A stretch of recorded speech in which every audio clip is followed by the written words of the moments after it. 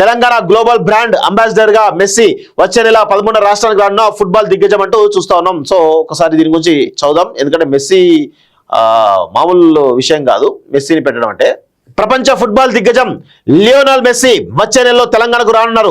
The GOAT India tour 2025 లో భాగంగా హైదరాబాద్ కు వచ్చే నెల 13న మెస్సీ రానున్నారు. తెలంగాణ రైజింగ్ ప్రమోషన్ లో భాగంగా మెస్సీని గ్లోబల్ బ్రాండ్ అంబాసిడర్ గా ఉండాలని ముఖ్యమంత్రి Revanth Reddy ఆహ్వానించున్నారు.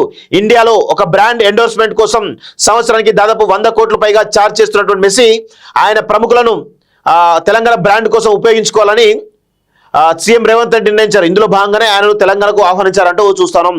So Telangana global brand ambassador గా మెస్సీని, లియో మెస్సీ తెలుసుగా అందరికీ, ప్రపంచంలో క్రికెట్ కంటే అత్యంత ఆదరణ కలిగినటువంటి స్పోర్ట్ ఏదైతే ఉందో ఫుట్బాల్లో మెస్సీ అగ్ర క్రీడాకారుడు. సో ఆయన అంటే పిచ్చి జనాలకైతే. ఒక ఇన్స్టాగ్రామ్లో కొన్ని 600 మిలియన్లో 700 మిలియన్లో ఉంటారు ఆయనకు ఫాలోవర్స్. నేను ఎప్పుడో 1-2 ఇయర్స్ బ్యాక్ చూసినప్పటికీ నాకు తెలిసి ఇంకెక్కువ అయి ఉంటుంది.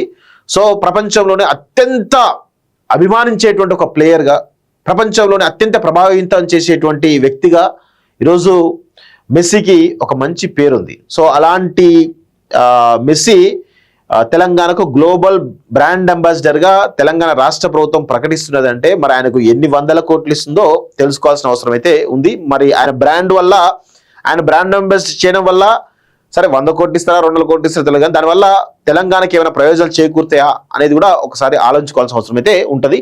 చూద్దాం. ఏదైనా ఒక స్కెచ్ అయితే ఉంటుంది, అంత ఈజీగా అయితే ఉండకపోవడానికి అవకాశం అయితే ఉంది.